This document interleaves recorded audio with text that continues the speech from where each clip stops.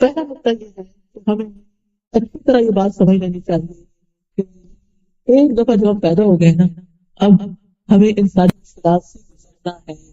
آزمائشیں مسلسل آئیں گی، کبھی خوف کے ذریعے، کبھی بھوک کی، کبھی مال جان کی کمی، کبھی پھلوں کی کمی. لیکن کیا ہے، وبشر الصابرین، صبر کرنے والوں کو بشارت دے دو. اب آپ دیکھیں، جو خوف آتا ہے تو ہمیں کس کس چیز کا خوف ہوتا ہے کہ اس ساتھ پتہ نہیں کل کیا ہوگا. کچھ لوگ تو اتنا ڈرتے ہیں کہ پتہ نہیں کل کیا ہوگا، صبح کیسی ہوگی، اگلے دن کیا ہوگا، کہیں جاب نہ چل جائے، بچوں کو کچھ نہ ہو جائے، پتہ نہیں میں زندہ رہ سکوں گا کہ نہیں، کہ اپنے بچوں کی خوشیاں دیکھ سکوں، مستقبل میں میرے ساتھ میرا کاروبار کا کیا ہوگا، دنیا کی اکانومی کا کیا بنے گا، مہنگائیوں کا کیا ہوگا. 10 سے 15 منٹ کی خبریں سننے کے بعد، اخبار پڑھنے کے بعد عموماً لوگوں کا موڈ آف ہو جاتا ہے، کہ خراب ہو جاتا ہے. اور دیکھیے کہ پہلے لوگ اتنے پریشان کیوں نہیں ہوتے تھے، کیونکہ ان کی پریشانی بس گھر کی یا اپنے والے کی گاؤں کی ہوتی. اب کیا ہے، پوری دنیا کے مسئلے مسائل آپ CNN کھول لیں، کوئی ایک دفعہ نہیں، دورا کے آپ کو پکا سبق کرا دیتے. فلاں جگہ کینیڈا میں 80 بتا پائے، اور آپ کو لگ جاتا ہے خوف، کہ بدلی اب میں نکلوں گی تو کیا ہوگا، وہاں پولیس شوٹنگ ہو گئی ہے، پر وہاں بچوں نے اسکول میں یہ ہنگامہ کر دیا ہے. اب آپ خوف کا کیا ہوگا. سب کچھ اللہ کے سپرد کر دے. افوض امری الی اللہ، میں اپنا سارا معاملہ اللہ کے سپرد کرتا ہوں. واللہ خیر حافظا وهو ارحم الراحمین. اللہ کی حفاظت میں. یوسف علیہ السلام کے ساتھ کون تھا؟ موسیٰ علیہ السلام کے ساتھ فرعون کے دربار میں کون تھا؟ موسیٰ علیہ السلام کے ساتھ مدین میں کون تھا؟ اکیلے گئے تھے. کس نے کھانا دیا، کس نے بیوی دی، کس نے گھر دیا، کس نے جاب دی، سب کچھ مل گیا. سب کچھ اللہ کرنے والا ہے. آج تک کبھی اس نے بھوکا رکھا ان کو؟ نہیں. تو کل بھی انشاءاللہ دے گا وہ.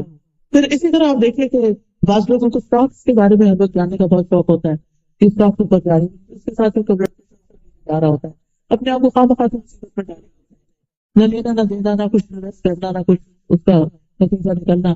پھر اسی طرح آپ دیکھیں کہ بعض لوگوں کی بھوک کے ذریعے آزمائش ہوگی، بعض لوگوں کی مالوں اور جانوں کی کمی کی آزمائش ہوگی. کوئی رشتے دار والدین بچپن میں فوت ہو گئے، پھر بڑے فوت ہو گئے. کچھ لوگ ایسی بڑی آزمائش ہوتی ہے، پیارے چلے جاتے ہیں. لیکن یہاں پر آزمائش کو قبول کر کے راضی رہنے والوں کے لیے کچھ خبریاں سنائیں گی. بس پھر صابر. اور زیادہ آزمائشیں ان کے آتی ہیں جن سے اللہ زیادہ محبت کرتے ہیں، کیونکہ مومن کو کانٹا بھی چبھتا ہے تو اس کے لیے اجر ہوتا ہے، اس کو گناہ نہیں ہوتا. اب وہ آزمائشیں کٹھی ہو رہی ہیں تو کیا ہے، درجے بلند ہو رہے ہیں، بلند ہو رہے ہیں. حدیث میں آتا ہے کہ ایک شخص کا درجہ اللہ کے یہاں بہت بلند ہوتا ہے، لیکن اللہ تعالیٰ دیکھتا ہے کہ یہ اس کا عمل ڈھیلا ڈالا ہے، عمل کچھ خاص نہیں، تو اس کو آزمائش میں ڈال دیتا ہے تاکہ اس کا درجہ وہ وہاں تک پہنچ جائے. تو جتنی تیزی کے ساتھ آزمائشیں آتی ہیں، صبر کرنے پر اتنی تیزی کے ساتھ انسان کے درجات بڑھتے ہیں. آپ موسم کنٹرول نہیں کر سکتے نا، آپ کنٹرول کر سکتے ہیں بارش نہ ہو، کیونکہ میں نے تو باربیکیو کا پروگرام بنایا تھا، لوگوں کو بتایا تھا، تو ابھی کیا ہوگی، بارش نہیں کنٹرول کرتے. آپ کیا کرتے ہیں، رکھتے ہیں نا، سبھی لوگ رکھتے ہیں. جب آپ اتنے سارے لوگوں کو بلاتے ہیں تو پلان بھی تو رکھتے ہیں، چلے کسی سیٹ پہ نیچے چلے جاتے ہیں اور کام ہو جاتا ہے. اسی طرح آپ کوئی بھی چیز، تو کہنے کا میرا مطلب یہ ہے، آزمائشیں تو آئیں گی، آپ نے کیا کرنا ہے، پلان بھی سوچ کے رکھنا ہے. اگر یہ چیز نہیں رہی تو پھر میں یوں کروں گی، یہ نہیں تو یوں کروں گی. اور صرف پلانس پر ہی توقع نہیں، بلکہ اللہ پہ بھروسہ. اللہ اچھا کر دے گا، جیسا گمان رکھیں گے وہ ویسے ہی کرتا جائے گا. اور جس سے اللہ زیادہ محبت کرتا ہے اس سے زیادہ آسمان ہے. اور پھر آپ دیکھیے کہ سلامتی کا گھر صرف جنت ہے، دار السلام اس کا نام ہے. اور ہم ہر نماز کے بعد کیا کرتے ہیں، اللہ انت السلام و منک السلام تبارک یا ذا الجلال والاکرام. سلامتی کہاں ہے، پھر مشکلات میں سلامتی کہاں پہ، اللہ کے پاس. اللہ کا السلام ہے. لہٰذا پیغمبر علیہ السلام جتنے بھی تھے، جب کچھ مشکل آتی تھی تو وہ کیا کرتے تھے، نماز کی طرف دوڑتے تھے. وہاں سلام سکون میں پیس مل جاتا ہے. پھر آپ دیکھیے کہ جنت کس سے گھری ہوئی ہے، آزمائشوں سے گھری ہوئی ہے. اس لیے اس کو اچھے سے ہوگا. لیکن میں نے کیا کرنا ہے، ان سے نبٹنے کے لیے خود کو مضبوط کرنا ہے. اگر ایک ڈھکن بھی کھولنا ہوتا ہے نا تو آپ کو کیا چاہیے ہوتی ہے، طاقت چاہیے ہوتی ہے. تو آپ اپنی کیپیسٹی بلڈ کرتے ہیں. جیسے فزیکل کاموں کے لیے آپ کیپیسٹی بلڈ کرتے ہیں، ایکسرسائز کرتے ہیں، ڈائٹ کے ساتھ اور مختلف طریقے سے اپنی طاقت بڑھاتے ہیں. اسی طرح اپنی روحانی طاقت بڑھائیے تاکہ آپ ان سارے مسائل سے نبٹ سکیں. آپ غموں کے آگے ہتھیار نہیں ڈالتے، آپ پریشانیوں کے آگے ہار نہیں مان جائیں، آپ ان کا مقابلہ کریں اللہ کی مدد کے ساتھ. اللہ سبحانہ وتعالیٰ کی طرف سے تکلیف سے آزاد صرف جنت والے ہیں. جہنم والی تو ہے سراسر تکلیف ہے. وہاں نہ کوئی بیماری ہوگی، وہاں موت نہیں ہوگی، بڑھاپا نہیں ہوگا، موٹاپا نہیں ہوگا، کوئی معاشی وسائل نہیں ہوں گے، بھوک کی وجہ سے نہیں کھائیں گے، انجوائے کرنے کے لیے کھائیں گے، صرف انجوائمنٹ کی چیزوں میں جیسا آپ کا ٹیسٹ ویسے ہی کھانا مل جائے گا آپ کو، اور کوئی رکاوٹ بھی نہیں. دنیا میں تو یہ ہوتا ہے نا کہ جب اچھا کھانا ہوتا ہے تو انسان کہتے تھوڑا اور کھا لوں، کھا لیتے تو مصیبت میں پڑ جاتا ہے، نہ کھائے تو حسرت میں رہتا ہے، تھوڑا اور مزہ کر لیتا ہے. تو جنت جو ہے وہ انجوائے کرنے کی جگہ ہے. لہٰذا اس دنیا میں مشکل آئی، صبر کیا، صبر کا بدلہ کیا ہے؟ جنت ہے. وبشر الصابرین الذین اذا اصابتهم مصیبۃ قالوا انا للہ وانا الیہ راجعون. یہ چیز چلی گئی، ہم بھی اللہ کی طرف جانے والے ہیں، یہاں تھوڑی رہنا ہے. چلی گئی تو چلی گئی، کوئی بات نہیں. کوئی چھوڑ جاتا ہے، کوئی بے وفائی کر جاتا ہے، کوئی دھوکہ دے جاتا ہے، کچھ ٹوٹ جاتا ہے، کوئی جاب چلی جاتی ہے، کچھ انا للہ وانا الیہ راجعون. یہ چیز چلی گئی، ہم نے بھی جانا ہے، تھوڑی دن ہے باقی، یہ بھی گزر جائیں گے. اب تک تو گزر گئی اور بھی گزر جائیں گے. فکر کی ضرورت نہیں، پریشان نہیں ہونے کی ضرورت نہیں. اللہ نے اتنا کچھ اور بھی تو دے رکھا ہے، یہاں سے نہیں تو یہاں سے کام چلا دیں، اللہ دے گا. اور دوسری بات یہ، اس وقت اللہ سے اتنا اچھا سوال کیا کہ اللہ تعالیٰ جس سے محبت کرتا ہے اس کا ارمان پر ڈالتا ہے. یہ اللہ کی محبت کی نشانی ہے تو بڑی مشکل بات لیکن ہے اس کی محبت کی نشانی. حدیث میں آتا ہے وَإِنَّ اللَّهَ إِذَا أَحَبَّ قَوْمًا ابْتَلَاهُمْ. اللہ تعالیٰ جب کسی بندے سے محبت کرتا ہے تو اس کو آزمائش پر ڈال دیتا ہے، اس کا امتحان لے لیتا ہے. تو اب پہلا کام یہ ہے کہ آزمائش تو آئے گی، اسے ایکسپٹ کر لینا ہے. کوئی فوت ہو گیا نا، ایکسپٹ کر لیں. کہ خاتون کا جوان بیٹا فوت ہو گیا، اچانک فوت ہوا، اچھا بھلا ٹھاک تھا، کھانا کھایا اور کھانا سے چوک ہو گیا اور سانس کی نالی میں چلا گیا اور ختم ہو گیا بچہ. انا للہ و انا الیہ راجعون. ماں بہت ہی ڈپریشن میں تھی. مجھے کسی نے کہا آپ ان سے بات کریں، خیر میں نے فون پہ بات کی تو وہ ایک ہی بات بار بار دہرائی جا رہی تھی کہ آپ اس کو کیسے دیکھیں گے، آپ کو کا کیا کروں گی، میں اس کو کیسے بھولوں گی، میں اس کے بغیر کیسے زندہ رہوں گی، میرا اس کے بغیر یہ کام کیسے ہوگا. وہ میرا بہت خیال رکھتا تھا.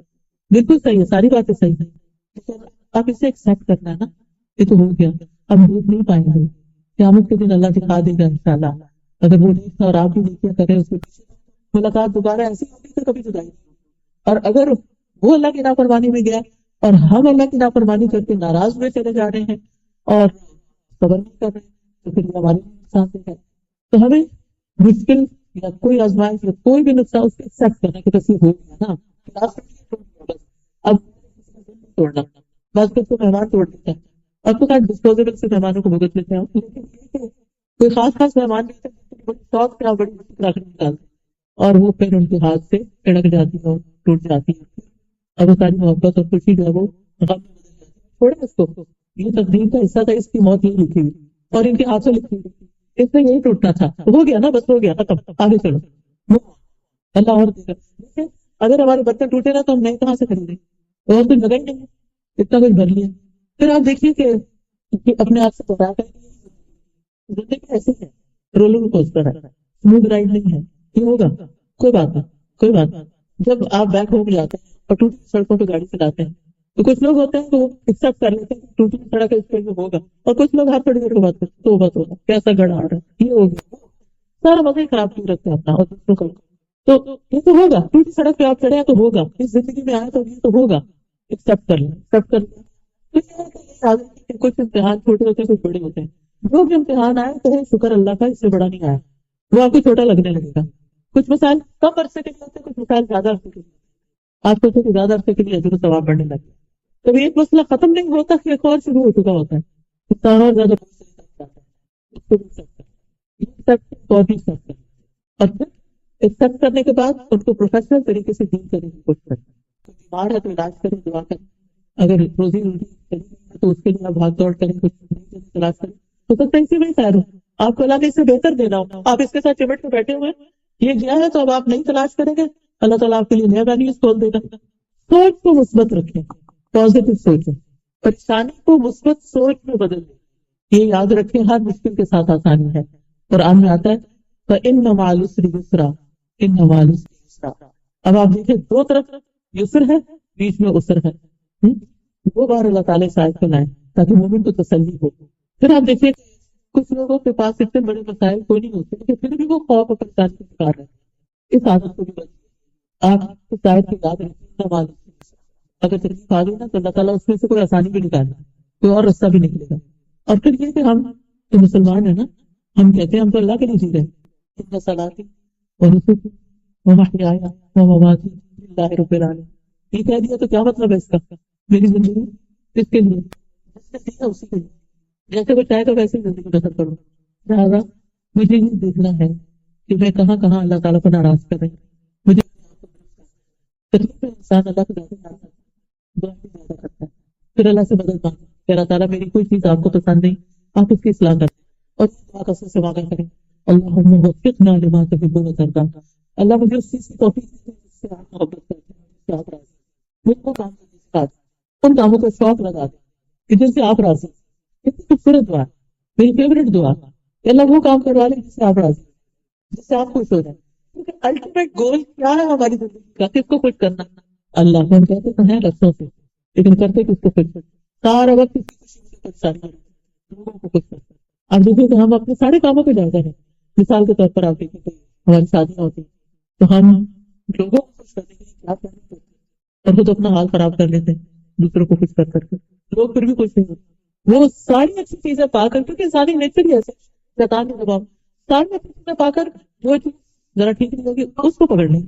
کیسا لگا کھانا؟ وہ جو فلاں چیز تھی نا، وہ سیلڈ کا فلاں پتا تھا، وہ فلاں ایسا چھوٹی نکال لیں. پھر یہ ہے کہ اللہ کو درست بنا لیں. یوسف علیہ السلام کی زندگی بڑی آزمائشوں میں گزری. اللہ نے ان کو بادشاہت بھی دے دی، ہر چیز ان کے کنٹرول میں دے دی، سب ان کے تابع ہو گئے، ہر چیز ان کے لیے مسخر ہو گئی. انہوں نے کیا مانگا؟ فاطر السماوات والارض انت ولی فی الدنیا والآخرہ. میرا سہارا یہ اس بادشاہت پہ نہیں، ان اختیارات پہ نہیں. انت ولی فی الدنیا والآخرہ، تو ہی میرا دوست ہے دنیا اور آخرت. توفنی مسلما، مجھے اسلام کی حالت میں فوت کرنا. میری فکر یہ ہے، میرا غم یہ ہے، والحقنی بالصالحین، اور مجھے نیک لوگوں کے ساتھ ملانا. صالحین کے ساتھ مرنے کے بعد بھی، دنیا میں بھی نیک لوگوں کے ساتھ اور موت کے بعد بھی نیک. کیونکہ نیک لوگ کسی کو غیبت نہیں کرتے، کسی کو پہچاننا نا یہ نیک ہے یا نہیں، اس کی گفتگو پہ غور کیا کرتے کہ یہ منفی باتیں کرتا ہے یا مثبت باتیں کرتا ہے. لوگوں کی صرف تعریف کرتا رہتا ہے یا اس میں کبھی لوگوں کی تعریف کی بات. نیک لوگ وہ ہوتے ہیں جو اپنی زندگی سے، اپنے معاملے سے، اپنی باتوں سے دوسروں کو خوشی دیتے ہیں. وہ لوگ نیک نہیں ہوتے کہ اگر آپ ان کے پاس بیٹھے تو ڈپریشن میں اور پڑھ کے اٹھیں کہ آپ کو مایوسی کر دیں. تو ایمان ہونے کے باوجود اگر ڈپریشن ہو رہا ہے تو یاد رکھیں کہ اللہ ایمان والوں کا دوست ہے. وہ انہیں اندھیروں سے نکال کر روشنی لاتا ہے. تو اللہ کو دوست بنا لیں.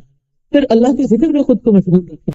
ابن تیمیہ کہتے ہیں رحمہ اللہ، جو شخص خود کو اللہ کے ذکر میں مشغول نہیں کرتا اور اس کی زندگی میں ایسے لمحات آتے ہیں جب وہ مکمل خاموش ہوتا ہے، کچھ نہیں کرتا، تو شیطان اس کے اندر وسوسے ڈالنے شروع کرتا ہے. جو لوگ ذکر کرتے رہتے ہیں شیطان ان سے بھاگتا ہے، اور جب آپ ذکر چھوڑ دیتے ہیں شیطان آپ کے دل پہ جم جاتا ہے. جب آپ چپ کر کے بیٹھے ہوتے تو دل کی طرف چلا جاتا ہے، ادھر ادھر بھٹکنے لگتا ہے. تو مثبت سوچ کے لیے ذکر ضروری ہے. پھر اللہ کا تقوی اختیار کریں. اللہ کے تقوی کا مطلب یہ ہے کہ جو چیزیں اللہ تعالیٰ کو ناراض کرتی ہیں ان سے بچیں، گناہوں سے بچیں، اور جو اس کو پسند ہے کام وہ کریں. اس کا فائدہ کیا ہوگا؟ اس کا فائدہ یہ ہوگا کہ حالات میں آپ کی مدد کرائے گا. پھر طلاق میں آتا ہے وَمَن يَتَّقِ اللَّهَ يَجْعَلْ لَهُ مَخْرَجًا وَيَرْزُقْهُ مِنْ حَيْثُ لَا يَحْتَسِبُ. جو اللہ کا تقوی اختیار کرتا ہے اللہ تعالیٰ اس کے لیے مشکل سے نکلنے کا راستہ بنا دیتے ہیں، اور اس کو وہاں سے رزق دیتے ہیں جہاں سے وہ سوچ بھی نہیں سکتا، گمان بھی نہیں ہوتا، خیال بھی نہیں ہوتا. حضرت حاجرہ کی مثال لیں. خاتون تھی، خاتون بے خراب جیسے ہم سے بہتر، لیکن خاتون ہونے میں ہم جیسے. ابراہیم علیہ السلام نے ان کو اور ان کے دودھ پیتے بچے کو کہاں چھوڑا تھا. اگر آج ہمارا شوہر ہمارے ساتھ ایسے کرے تو پھر ہم کیا کریں گے؟ اپنی حالت. حضرت حاجرہ نے کیا کیا تھا؟ وہ جب حضرت ابراہیم ان کو چھوڑ کے جا رہے تھے، کہاں چھوڑ رہے تھے؟ مکہ کی وادی میں، جہاں کوئی انسان ہی نہیں تھا، کوئی گھر نہیں تھا، کوئی کچن نہیں تھا، کوئی فریج نہیں تھی، کوئی کھانے کی چیز نہیں تھی، کوئی مارکیٹ نہیں تھی، کوئی اللہ والا رہتا نہیں تھا وہاں کے آپ کو لا کے دے دے، کچھ بھی نہیں تھا، ہر چیز سے محروم. وہ اپنے شوہر کے پیچھے جاتی، آپ مجھے کیوں یہاں چھوڑ کے جا رہے ہیں؟ وہ خاموش ہے.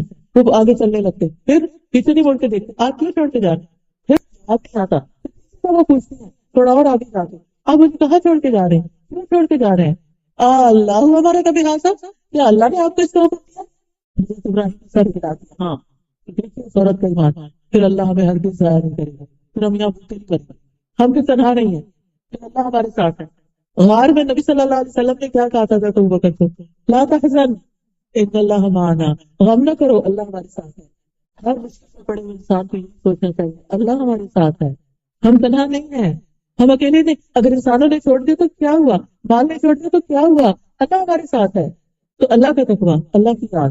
اور حاجر علیہ السلام نے کبھی اس کو گمان بھی کیا ہوگا کہ اس کا حل زمزم ہوگا؟ آج تک ہم زمزم کو ترستے ہیں کہ اس سے دل جائے تو اس کو سنبھال سنبھال کے رکھتے ہیں، اس کا ایک ایک قطرہ ہم سنبھالتے ہیں کہ اس کو ضائع نہیں ہونے دینا۔ تو کیا تھا وہ کس طرح بھاگ دوڑ کر رہی تھی وہاں پر۔ ہم اب جاتے ہیں تو ہم کہتے ہیں چلا نہیں جاتا، اتنی مشکل میں آ جاتے ہیں جو صحیح کرتے ہیں پہلے۔ تو وہاں تو چھت بھی نہیں تھی، اے سی بھی نہیں تھا، کچھ بھی نہیں تھا، کوئی لوگ بھی نہیں آس پاس۔ لوگوں کی موجودگی میں کام کرنا آسان ہو جاتا بعض کا، اور سارے چلے جا رہے ہیں، کہتے ہیں یہ بھی تو چل رہے ہیں، وہ دیکھے کس طرح لگڑا کے چلتا ہے، میں بھی چلوں گی، ہمت آ جاتی ہے، انسان انسپائر ہو کے چلتا ہے۔ لیکن حضرت حاجرہ رضی اللہ تعالیٰ عنہا، سبحان اللہ، کوئی بھی تو نہیں تھا، اور شوہر نے بتایا بھی نہیں میں کب آؤں گا واپس، اور آؤں گا بھی کہ نہیں آؤں گا۔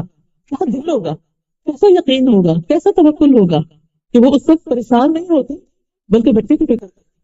وہ پہلے تو دودھ پلاتی نہیں، پانی تھا پیتی نہیں، کام چلتا رہا، جب سب کچھ ختم ہو گیا تو پھر بچہ رونا شروع ہو گیا۔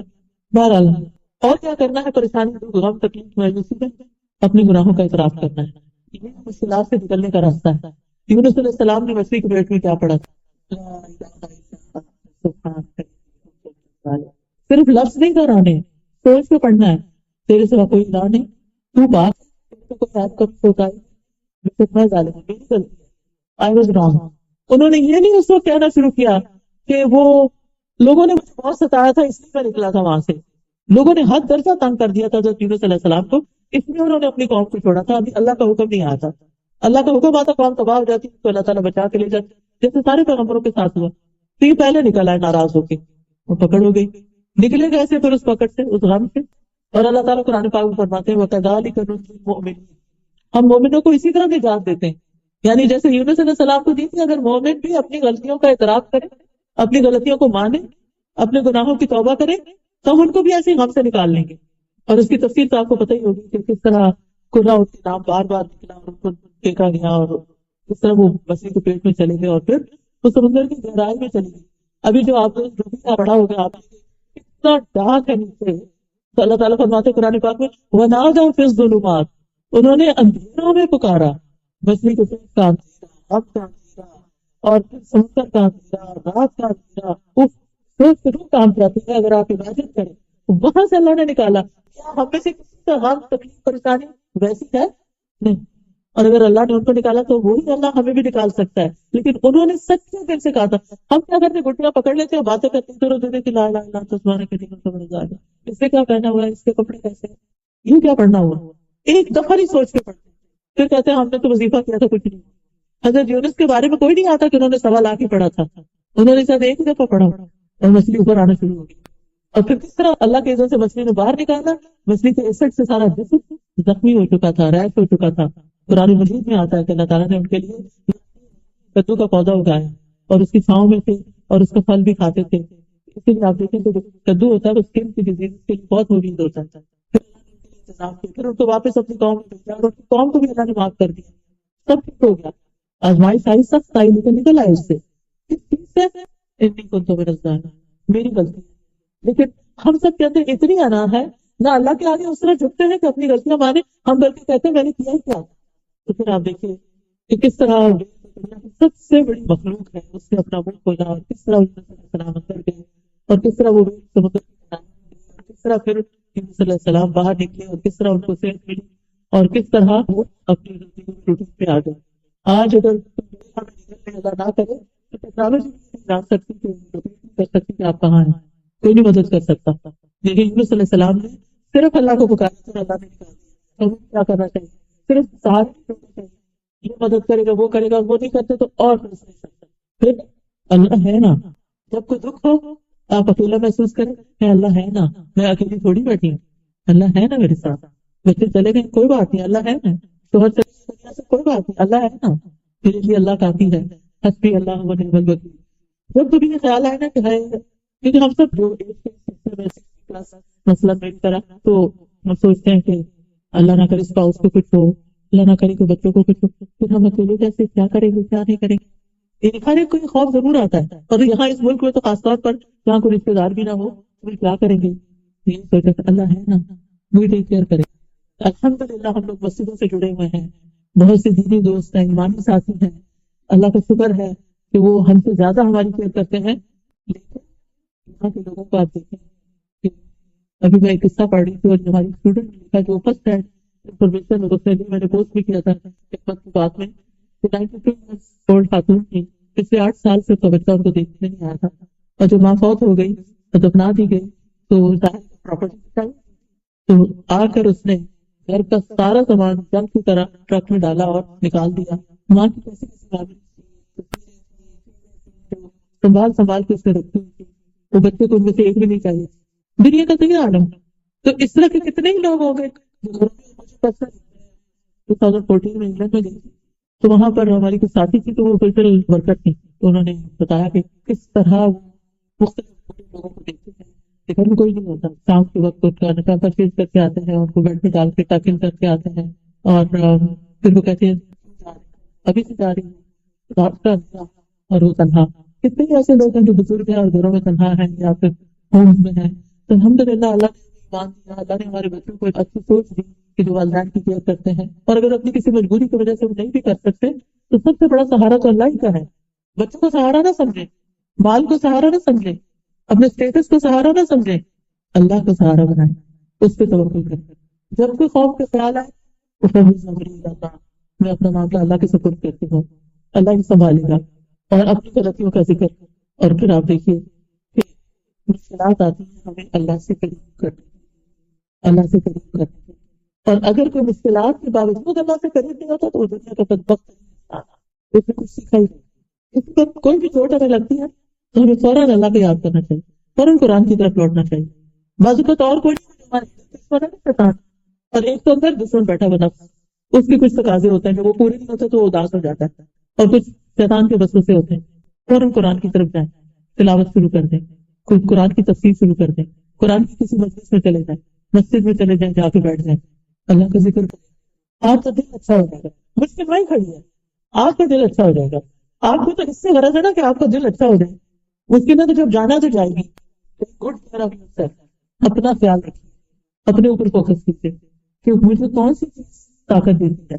فزیکلی ٹھیک کر رہے ہیں تو کیا کرنا ہے, ہو رہی ہے تو کیا کرنا ہے, سکھا دیں تو کیا کرنا ہے, مجھے اس وقت کیا کرنا ہے.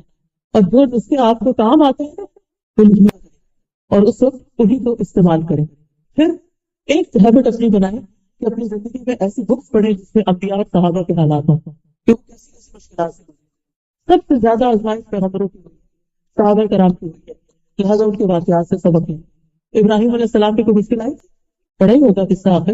ہر سال ہم قربانی کا گوشت وجہ سے کھا لیتے ہیں, اور یہ واقعہ یاد کرنا بھول جاتے ہیں کہ قربانی کس نے کی تھی, کس چیز سے آزمائیں گے.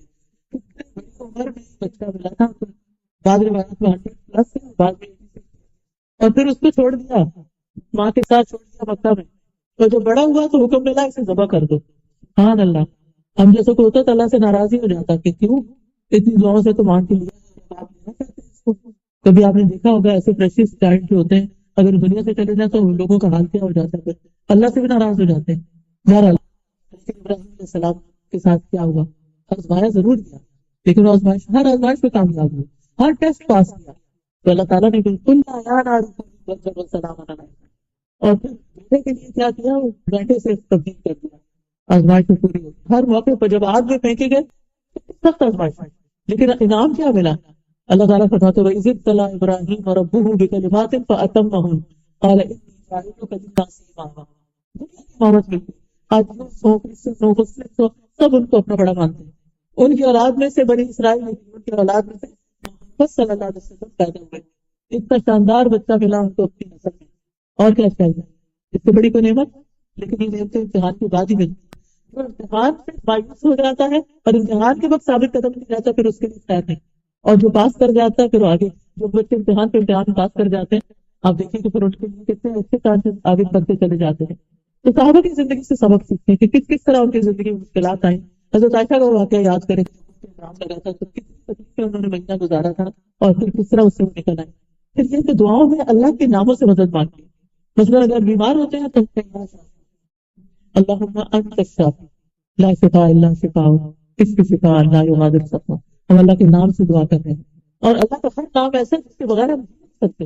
اس لیے آج کے بعد اگر آپ اللہ سبحانہ تعالیٰ کے نام، ایک ایپ بھی ہے اسماء اللہ الحسنیٰ، اس میں اللہ کے ناموں کی ڈسکرپشن دی ہوئی ہے، آڈیوز بھی ہے اور اللہ کے نام بھی ہے، اور اس کو ترنم سے پڑھا ہوا بھی ہے، اگر آپ سنتے رہیں تو آپ کو یاد بھی ہو جائیں گے، میننگ بھی ہے۔ تو اللہ کا ہر نام ہماری زندگی میں اہمیت رکھتا ہے۔ ہمیں اللہ سبحانہ تعالیٰ سے صرف اللہ کا تعلق نہیں کرنا، اس کے سارے ناموں کے ساتھ کنیکٹ ہونا ہے۔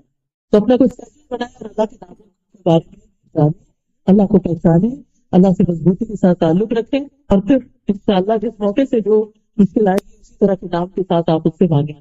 پھر اللہ سے اچھا گمان رکھیں کہ اللہ تعالیٰ ظالم نہیں، اللہ تعالیٰ علم رکھتا ہے، اللہ تعالیٰ حکمت رکھتا ہے، اللہ تعالیٰ قدرت رکھتا ہے۔ مشکل حالات میں 4 طرح کے لوگ ہوتے ہیں۔ نمبر 1، مشکل سے ناخوش ہونے والے، ایسے لوگوں سے اللہ بھی ناخوش ہو جاتا ہے۔ نمبر 2، مشکل حالات میں صبر کرنے والے، تو اللہ سبحانہ تعالیٰ ان کو بشارت دیتا ہے، بشر الصابرین۔ دوسرے، مشکل حالات میں اللہ کی رضا میں راضی اور خوش ہونے والے، یہ رضا کا درجہ آزمائش سے خوش ہونے والوں کا یہ صبر سے اونچا درجہ ہے۔ یعنی صبر تو کر ہی دیں، اللہ پہ راضی، اللہ آپ کو پتا ہے کہ آپ نے مجھے اس لیے ڈالا، اب آپ اس کو ٹھیک کریں گے، بس مجھے آپ سے اچھی ہی امید ہے، اچھا ہی گمان ہے، لہٰذا وہ خوش رہتے ہیں۔ پھر آخری درجہ کس کا ہے؟ شکر کا۔ مشکل حالات میں بھی اللہ کا شکر گزار ہے، اور یہ عباد اللہ الصالحین کرتے ہیں۔ احمد اللہ علی البلاء، کہ آزمائش پر میں شکر کرتا ہوں، اللہ کی تعریف ہے۔ وہ کہتے ہیں الحمدللہ علی کل حال، ہر مشکل میں، ہر حال میں اللہ کا شکر، اللہ کی تعریف۔ ایک دفعہ کسی کی انگلی میں چوٹ لگی، اس سے کہا گیا اس کو آدمی کو ظاہر ہی نہیں کیا، بتا اس کو چوٹ ہے، سوچا کہ چہرے پہ چوٹ لگ جاتی، آنکھ میں لگ جاتی، پھر کیا ہوتا؟ تو بس اللہ کا شکر ادا کرا، یہ ہوتا ہے شکر کا۔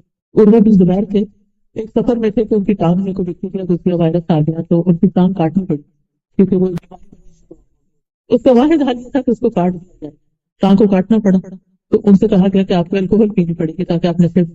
ان کا یہ میں نہیں کر سکتا۔ انہوں نے کہا کہ اچھا میں جب نماز پڑھوں گا نا تو پھر تم کاٹ دیں، لہٰذا جب وہ سجدے میں گئے تو ان کی ٹانگ کاٹ دی گئی۔ اور وہ بن زبیر کے 2 بیٹے ان کے پاس آئے، جب وہ آ رہے تھے باپ کو لینے کے لیے، ایک بیٹا گھوڑے سے گرا اور مر گیا، ادھر سے ٹانگ گئی، ادھر سے بیٹا گیا، ایک اور مشکل آ گئی، اور بڑی بڑی مشکلیں۔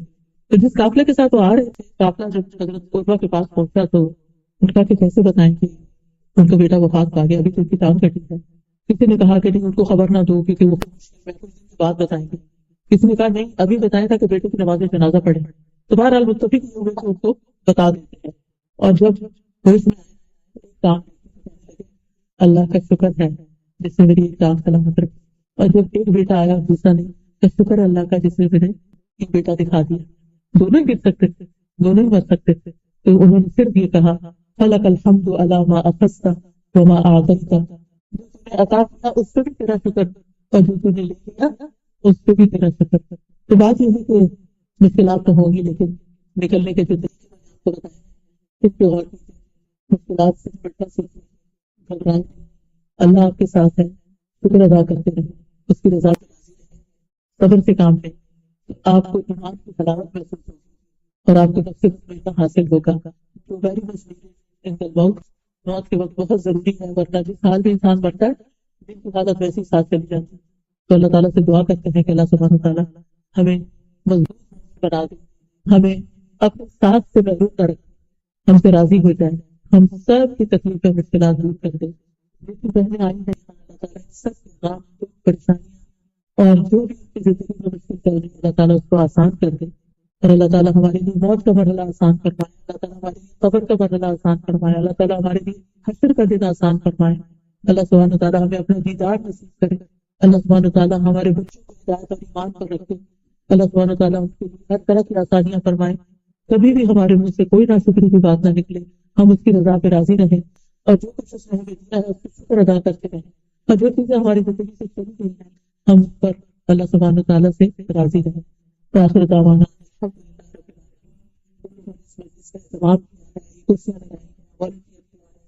اور جتنی بھی چیز ہے شروع سے آخر تک جس طرح بھی آپ کو سے محسوس کرتا ہے عذاب سب کچھ جانتا ہے عطا کرے، اور ان کی اس نیکی کو قبول کرے، اور اللہ کرے کہ آج کے لفظ سے ہماری زندگی میں واقعی کچھ فرق آئے۔ پوائنٹ سے کاغذ پر لکھ وہ باتیں آپ کو یاد رہیں تاکہ تو مشکل ہے تو آپ اس کو پڑھ لیں اور پھر آپ کا دل اچھا ہو جائے۔ میرے خیال سوال بھی لگا ہوا ہے، اس میں کچھ کتابیں ہیں، آپ اپنے اور اپنے دوستوں کی، اس میں ایک استغفار کی برکت کتاب ہے، استغفار سے مشکلات بہت حل ہوتی ہے۔ تو اگر آپ کی زندگی کتاب اور مشکل میں ہے تو انشاءاللہ پڑھیں گے تو آپ کے لیے آسانی ہوگی. پھر شکر بھی کرنا ہے تو شکر کے فائدے کیا کیا ہیں، یہ کتاب بھی بہت اچھی ہے. ایک صفحہ بھی روز پڑھیں تو کتاب ختم ہو جائے گی، اور اس سے آپ کو آپ کو پھر زبان کی حفاظت، زبان سے کسی تکلیف میں کوئی لفظ نکالنے کی بات نہیں. تو اس پہ ساری حاضری جمع کرنی ہے، خود بھی پڑھیے اوروں کو بھی سکھائیے. پھر زندگی میں آسانی کی دعائیں دعائیں پڑھتے رہیے. رزق کی پریشانی ہے تو رزق کی کشادگی کی دعائیں ہیں، یہ آپ پڑھیے. پھر اللہ کا شکر ادا کرنا ہے تو الحمدللہ پڑھیے. قرضے کے تلے ہیں تو یہ قرضے سے نجات کی دعائیں ہیں، تاکہ آپ اس بوجھ سے فارغ ہوں اور آپ کے گھر جلدی پیڈ آف ہو جائیں. اور پھر یہ کہ صبح شام کے اذکار جو ہے حفاظت کی بہت ضروری ہے، آپ خدا سے بچے ہیں. آخرت کی دعا ہے، اس سے اللہ تعالیٰ کو بہت پسند ہے. پھر تسبیح کرتے رہے، جس کو دشمن کا ڈر ہو، اندھیرے سے ڈر لگے، اس کو تسبیح پڑھنی چاہیے، اس میں آپ کو فائدے ملیں گے. جب یہ فائدے آپ پڑھیں گے تو آپ کے لیے تسبیح کرنا آسان ہو جائے گا. اسی طرح یہ بھی حفاظت کی دعاؤں کا ایک کام ہے. اور اللہ کے راستے میں مختلف چیزوں کے ساتھ سے بچنے کی دعائیں تو ہر دن کی کتاب ہے. اور حدیثوں کی کتابیں ہیں جو آپ اپنے بچوں کے ساتھ شیئر کر سکتے ہیں. اگر آپ کے ٹیچر ہیں، کسی اسلامک اسکول میں ہیں، تو یہ آپ کے لیے ایک اچھا ریسورس ہے. تو آپ سے اجازت چاہتی ہوں. آپ سب کا بہت شکریہ کہ آپ اپنا کسی وقت نکال کر یہاں پر پہنچے. اللہ تعالیٰ آپ سے راضی ہو اور اللہ تعالیٰ اس کو قبول کر لے. بارک اللہ فیکم. السلام علیکم ورحمۃ اللہ وبرکاتہ.